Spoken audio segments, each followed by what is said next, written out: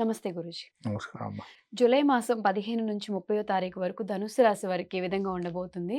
అలానే వీళ్ళు ఎటువంటి పరిహారాలు చేసుకుంటే బావుంటుంది? శ్రీ గురుభ్యో నమ.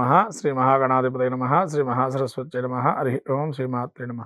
ధనుసు రాశి వారికి ఏ విధంగా ఉండబోతుంది పక్ష ఫలితాలు చూసినట్టయితే ఆషాఢ మాసం అన్ను శ్రావణ మాసం కలుపుకొని ఈ విధంగా మనకు పక్ష ఫలితాలు ఉన్నాయి. ఇప్పుడు మీరు ముఖ్యంగా మూల నక్షత్రము, అట్లనే పూర్వాషాఢ నక్షత్రం 4 పాదాలు, మూల నక్షత్రం 4 పాదాలు, ఉత్తరాషాఢ నక్షత్రం 1వ పాదము ఈ యొక్క ధనురాశివి. ధనుసు రాశికి తృతీయంలో రాహు, వక్రగమనంతో శని, అలానే సప్తమ స్థానంలో శుక్రుడు సంచారం చేస్తున్నాడు 28వ తారీఖు నుంచి. అలానే షష్ఠ స్థానంలో ఉంటున్నాడు శుక్రుడు.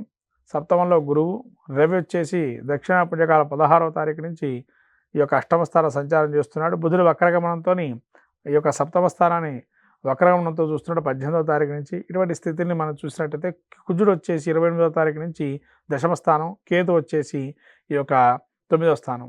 ఈ ధనుస్సు రాశి వారికి యోగ అవయోగాలు 15 రోజులు ఏ విధంగా ఉండబోతుంది అని అంటే, శని రాహులు యోగాన్ని ఇస్తున్నారు వీరికి. ఈ శని వక్రగమనం వల్ల మంచి ఫలితాలు ఉన్నాయి. పోయిన వస్తువు కానీ, పోయినటువంటి డబ్బు కానీ, పోయినప్పుడు హోదా కానీ తిరిగి వచ్చే ప్రయత్నంగా ఇక్కడి నుంచి ప్రారంభమవుతుంది పక్షం రోజుల నుంచే. అట్లానే వీరికి చంద్రుడు కూడా ద్వితీయ తృతీయ స్థానం నుంచి సప్తమ అష్టమ స్థానం వరకు, అంటే సప్తమ స్థానం వరకు యోగాన్ని ఇస్తున్నారు. అంటే కనబడిన యొక్క పరోక్షంగా ఈయన ద్వారా కొన్ని లాభాలు చిక్కునే అవకాశం ఉంటుంది. అయితే పరోక్షంగా వీళ్ళు అద్భుతంగా కొంత రాణించే అవకాశం ఉంటుంది. అంటే ప్రత్యక్షంగా వీళ్ళ పేర్లు కానీ, లేదా వాళ్ళకి జరిగేటువంటి మంచితనం కానీ ఏవి ఉంటాయో అవి ఎప్పుడో చేసిన ఫలితాలు ఇప్పుడు వాళ్ళకి మంచి ఫలితాలు ఆపాదనగా వస్తాయి. తర్వాత శుక్ర కుజులు వీళ్ళిద్దరు కలుసున్నారు, గురువులు కలుసున్నారు కాబట్టి సప్తమ స్థానంలో ఏదైనా ఒక ఆకర్షణ క్రమం కానీ, అట్రాక్షన్ కానీ, వ్యాపారంలో కానీ, వ్యవహారాల్లో కానీ చాలా అద్భుతంగా రాణిస్తారని చెప్పచ్చు.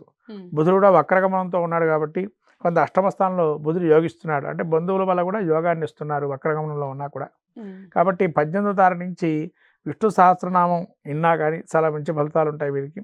అలాగే బుధుడు పెసర్లు దానం చేయడం, దాని వల్ల మంచి ఫలితాలు వస్తాయి. కుజుడు వీళ్ళకి 10లో ఉన్నాడు కాబట్టి తొందరపాటి నిర్ణయాలు తీసుకోవద్దు. కొన్ని విషయాలకి కోపాన్ని దగ్గర రానికండు. వర్క్ ప్లేస్లో చాలా కోపాలు తగ్గించుకోవడం మంచిది. అలానే ఇంట్లో కూడా రాజ్యాన్ని ఏదైతే ఇచ్చారో దాన్ని మర్చిపోవద్దు. అంటే చేసిన మేలు మర్చిపోయే అవకాశాలు ఉంటాయి, అవి మర్చిపోకుండా ఉంటే చాలా మంచిది. 9లో కేతు ఉన్నాడు కాబట్టి కొంత భాగ్యాన్ని ఇబ్బంది పడే అవకాశం, అంటే వచ్చిన ధనాన్ని కానీ కొంత ఖర్చు చేసే అవకాశం ఉంటుంది. ఏది ఏమైనా కానీ ధనుస్సు రాశి వారికి యోగ అవయోగాలు అద్భుతంగా 50% యోగంగా, కానీ ఒక్క బుధుడు మాత్రమే అవయోగాన్ని ఇస్తున్నాడు వీరికి. బుధుడు ఇంకా కుజుడు ఈ ఇద్దరే అవయోగాన్ని ఇస్తున్నారు. కాబట్టి కుజుడికి మంగళవారం రోజున ఆకుపూజ హనుమంతుడికి చేయడం వల్ల ఆ యొక్క ఏదైతే వాళ్ళు బయటపడేటువంటి కోపాలు తగ్గించుకునే ప్రయత్నం చేస్తే మంచిది. అలానే ఈ బుధుడు కూడా వక్రగమనంతో ఉంటున్నారు కాబట్టి ప్రతి బుధవారం గణపతి కానీ, విష్ణుమూర్తి కానీ, అయ్యప్ప కానీ ఏదైనా వాళ్ళు క్రమంలో పూజా క్రమంలో ఏది చేసుకున్నా కూడా మంచి ఫలితాలు వస్తాయి ఈ యొక్క ధనుస్సు రాశి వారికి పక్ష ఫలితాలు. ధన్యవాదాలు. నమస్కారం.